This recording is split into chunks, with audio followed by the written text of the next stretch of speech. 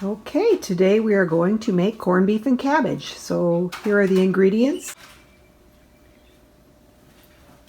So let's get started, shall we? Starting with an approximately 4-pound corned beef brisket. Okay, we removed the corned beef from the package. I've seen some videos that say you should rinse it, but according to my instructions on this package, you do not rinse it, and as a matter of fact, you include the juices that remained in the package. So we're going to do that. So let's get I'm using a 6-quart Instant Pot.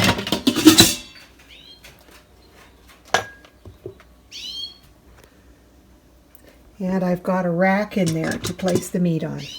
All right, so we have placed the brisket into the cooker. The extra juices are going to be included. Next, you want to add some liquid for the cooking process, and what I'm going to use today in honor of St. Patrick's Day is a couple pints of Guinness. You can also use just water or beef broth or chicken broth.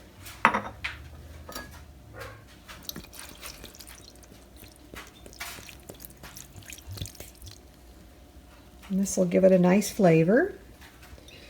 So we are going to, you can also add an onion if you want to, but I'm going to add the onion at the end because I don't want it to be, I don't want it to disappear into the cooking solution.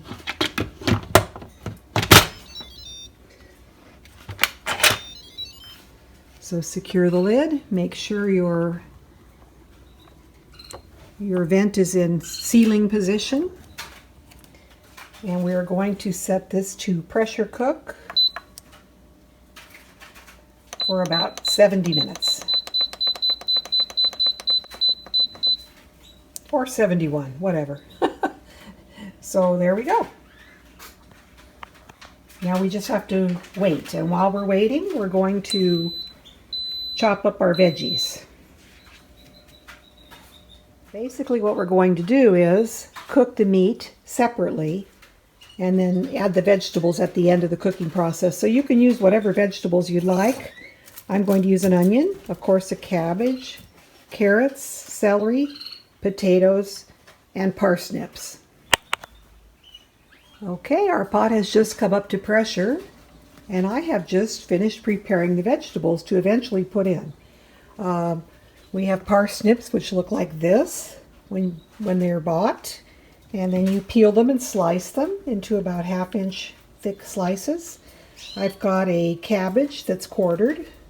And this cooks a little more quickly than the other vegetables here, so you don't have to cut it into such small pieces. Then we've got some celery and some onions, onion wedges. I used a Mayan onion because I like the flavor. And then we've got potatoes. Now, these I cut a little smaller, like maybe a 1/2-inch slices. And some carrots, same way. I've cut them into long strips that are kind of 1/2 inch or so thick. So once our corned beef cooks, we're going to let it naturally depressurize, give it a natural release, and then we'll remove the corned beef and add the vegetables. So we'll see you in an hour and a half or so. It's going to take this an hour and 10 minutes to cook and another 20 minutes or so to natural pressure release. Okay, we are in our keep warm mode. The cooking has been done for 27 minutes. The pin is still up. So we are in the natural release process. And what I'm going to do is just let whatever remaining pressure is in the pot out right now. Not a lot. After 27, 28 minutes, there won't be much left. There's the pin down. Oh gosh, it smells delicious. Okay, now we can open up our pot. There's our corned beef brisket, cooked and beautiful. I'm going to remove it with the rack, and I'll be right back. So when you cut this, you're going to want to cut against the grain. So you can see the grain going this way. we're going to cut perpendicular to the grain.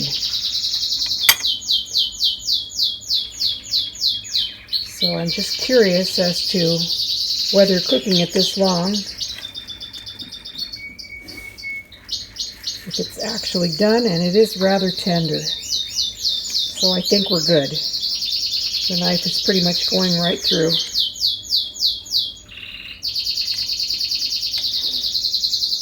So what I'm going to do is add, here's the pot juices. We're going to add our vegetables. First I'm going to put the potatoes and carrots.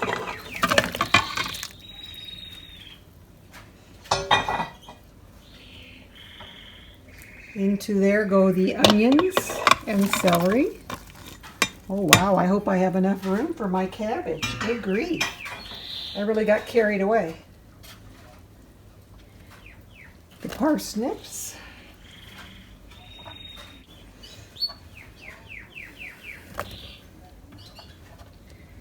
And hopefully we can squeeze the cabbage in here. I'm going to try to consolidate this down a little bit so it'll all fit.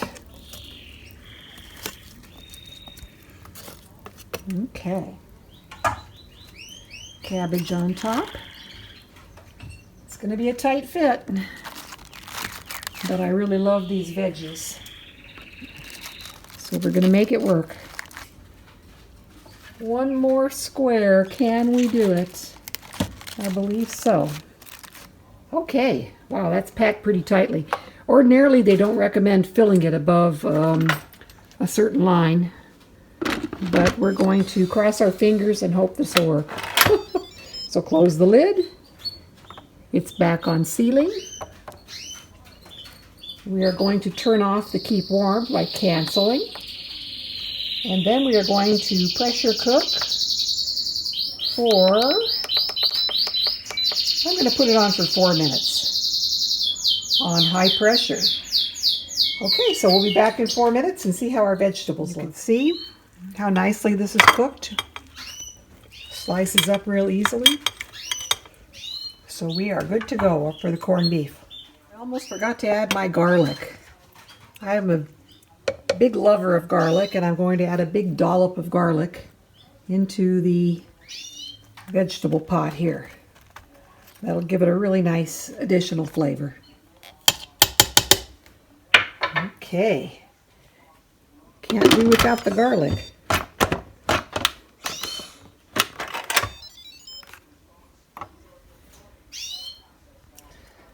Turn it back on, and there we go. Okay, we hit our 4 minutes. I've done the quick remove. Just waiting for the pin to go down. It was pretty full, so it took a long time.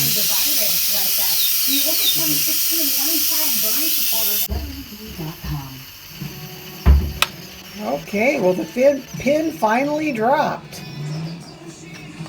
And it's been 5 minutes since I depressurized. And there are our vegetables. So let's remove them. Well, these veggies would have been done at 3 minutes. So I would recommend 3 rather than 4. Everything looks pretty good.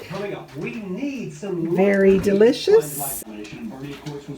Okay, I put the leftover meat in for another 20 minutes because it was still not tender enough. The vegetables are plenty well done. With 4 minutes, you could probably do them for 3 minutes. But the meat needs good hour and a half. Okay, take care. Bye.